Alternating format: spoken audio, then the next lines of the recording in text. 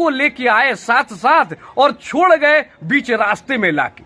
वो सबको ही उन पे भरोसा जताया है और जनता उन पे भरोसा करे ऐसे लोग। ठीक है, वो इस तरह की हरकत मुझे नहीं कहना चाहिए बीइंग मैं, क्योंकि मैं अब कैंडिडेट हूं, लेकिन ऐसे तुच्छ राजनीति करने वाले लोग, क्या हुआ अब तो राजनीतिक कैरियर बर्बाद हुआ। भतीजा काहे का चाचा काहे का भतीजा, भैया काहे का चाचा काहे ये काम किया जाए। देखो अब पत्रकार भारी पड़ने लग गया, तो ऐसा हम लोग क्यों ना करें कि हम दोनों मिल जाए। और सिर्फ वार्ड नंबर 23 की सेवा नहीं करता है, आप एक दिन बटन दबाओगे और 5 साल सेवा आप पाओगे। और सेवा किससे पाओगे वो आप 24 आप देख रहे हैं।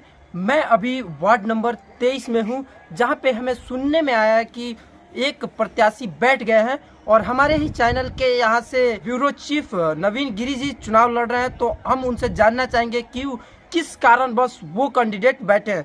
नवीन गिरी जी, आप बता सकते हैं कि ये गजब का लीला है। ये समझ में नहीं आ रहा है आखिर चल क्या रहा है। ये चुनावी मैदान में अगर आना ही था तो एक सही रास्ता आप आ चुके थे, आप पुराने कैंडिडेट हैं, आपकी एक्सपीरियंस पुरानी है, राजनीतिक अनुभव है आपको, और ऐसे में इस समय में आके सबको लेके आए साथ साथ और छोड़ गए बीच रास्ते में लाके।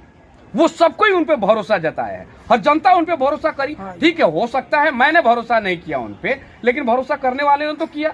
कुछ एक मेंबर्स जो हैं, जो हमारे वोटर्स हैं, 1360 वोटर्स हैं, उनमें अरे 200 वोटर भी उसमें भरोसा किया होगा, क्योंकि पुराने जीते हुए हैं वो।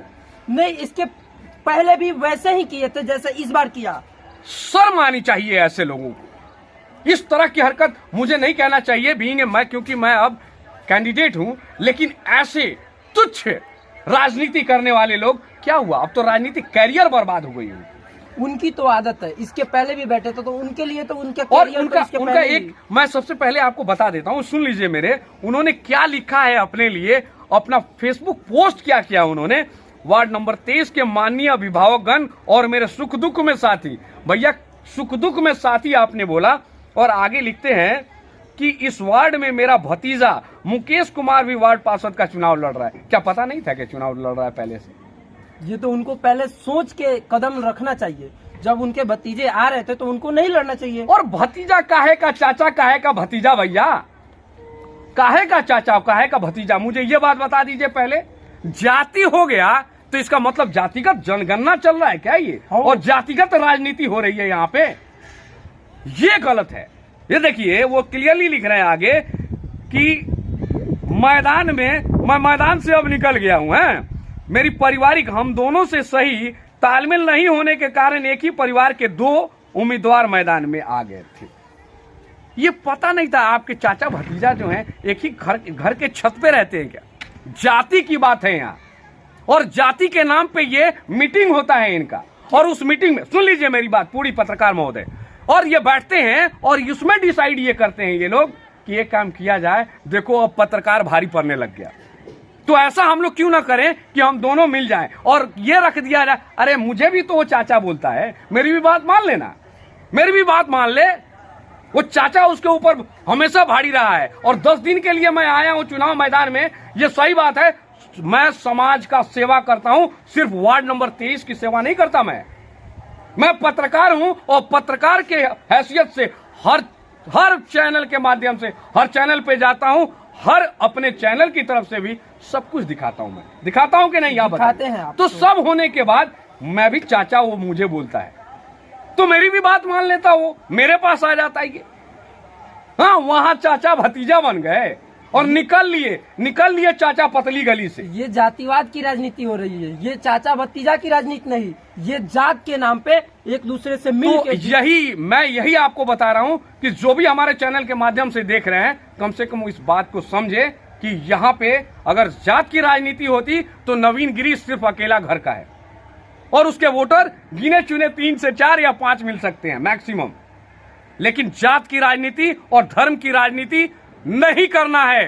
भारत देश को अगर बचाना है, मैं 23 नंबर वार्ड की जनता के लिए मैं नहीं कह रहा हूं, ये देश को बचाना है तो आपको जाति, मजहब और धर्म छोड़ना पड़ेगा, और आपको ऊपर आके एक अच्छे और निष्ठावान ईमानदार, कहने के लिए हर कोई ईमानदार बोलता है, लेकिन ईमानदारी आप तमाम जनता जानती है। जनता जनार्दन मालिक होती है और उनको ही वही जाके वोट करेंगे। आपको समझना है कि वो क्या करना है और क्या नहीं करना है, क्योंकि आपके वो मतदान जो है वो हमारे लिए ही नहीं, आपके लिए भी इंपॉर्टेंट है। आप एक दिन बटन दबाओगे और 5 साल सेवा आप पाओगे, और सेवा किससे पाओगे वो आप समझ सकते हो। और वो घुसखोर की बात होती है, घुसखोरी नहीं चलेगी। अरे 30,000 रुपए ले लेके यहाँ पे इंदिरा आवास पास हुआ है, ये मेरे से छुपा नहीं है। मैं उनका नाम नहीं लेना चाहता हूं क्योंकि अब मैदान में आ चुका हूं और चंद दिनों के बाद ही अब वोट पड़ने हैं। आप जीत जाएंगे तो वो 30,000 रुपया घूस नहीं लेंगे? हिम्मत है उनकी, खुला चैलेंज है मेरा, खुला चैलेंज है। 30,000 रुपया, ये जान लीजिए कि अगर 2,000 रुपये और 1,000 रुपये किसी ने मांग दिया ना तो उनकी खैर नहीं है। ये खुला चैलेंज है मेरा, खुला चैलेंज उस इंदिरा आवास पास करने वाले के लिए। और मैं वार्ड पार्षद हूं तो मैं तो रुपया लेने वाला बात भी नहीं कर सकता, ठीक है। तो ये बात मेरा पत्रकार महोदय समझ लीजिए। लेकिन तमाम जनता जनार्दन से मेरी यही अनुरोध है कि ये जातिगत जो बातचीत चल रही है और इस तरह के चाचा भतीजा का जो रिलेशन चल रहा है ये अच्छा नहीं है हमारे वार्ड के लिए।